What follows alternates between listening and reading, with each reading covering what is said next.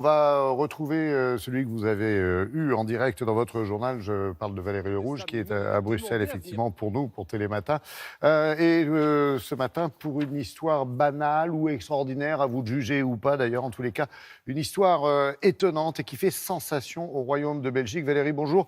C'est l'histoire d'un confrère, d'un journaliste, ou plutôt d'une consoeur d'une journaliste. Valérie, vous m'entendez? Non.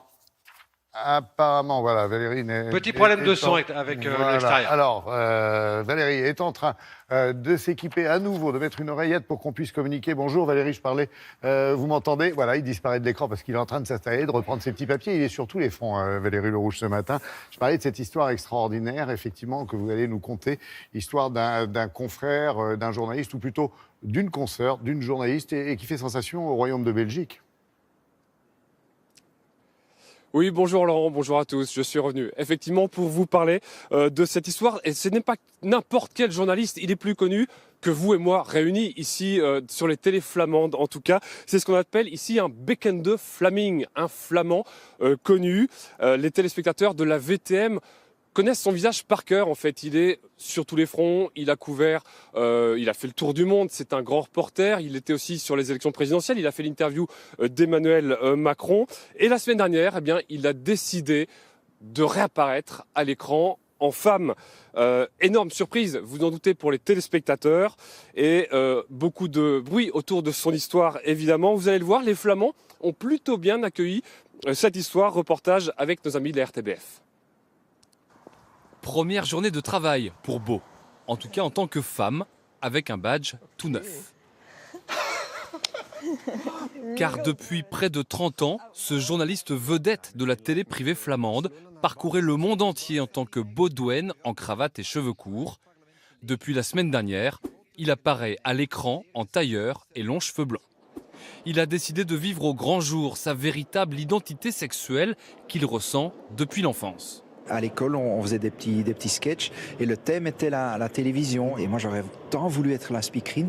Et l'année suivante, le thème était le cirque. Et là, j'avais la chance d'être majorette au cirque.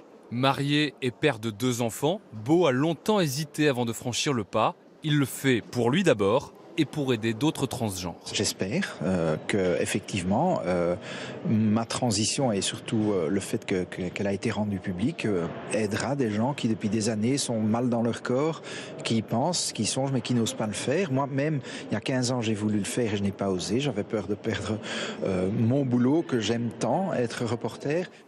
Un changement qui a forcément surpris ses téléspectateurs, mais dans leur grande majorité, ils apportent leur soutien à la journaliste. Oh, c'est très bien pour lui. Ce n'est pas un problème pour moi. Nous vivons dans une société moderne et ça va pour moi. Déjà comme homme, elle était bien distinguée et je pense comme femme maintenant aussi. Il y a beaucoup de gens qui rigolent avec, mais bon, moi je suis content pour lui. S'il sent qu'il doit faire ça, il doit faire ça et je lui supporte. C'est pour tout le monde comme ça. Hein. Il faut faire ce qu'on veut faire. Beau van Spielbeck a commencé un traitement médical et hormonal depuis 6 mois. Elle espère que son corps sera en parfaite harmonie avec son esprit d'ici 1 an. Valérie, ça ne doit pas être simple avec la famille, parce que si j'ai bien compris, Beau a 2 enfants.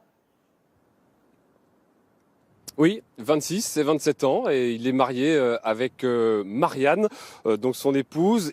Autant dire que ça a été un choc, évidemment, pour eux. Ils ne voulaient pas le croire au début, et puis ils en ont beaucoup discuté. Il est très complice avec son épouse, et ils l'ont accepté, ils l'ont accompagné dans cette démarche. Leur fille lui a même offert un sac à main pour lui dire qu'elle avait accepté sa démarche et de vivre sa véritable identité sexuelle, un véritable message de tolérance. Alors honnêtement, tout le pays n'a pas non plus réagi comme ça. Il y a un petit groupe notamment d'étudiants chrétiens qui s'en est ému, qui a dénoncé notamment que les médias banalisent un peu cette transformation, cette information.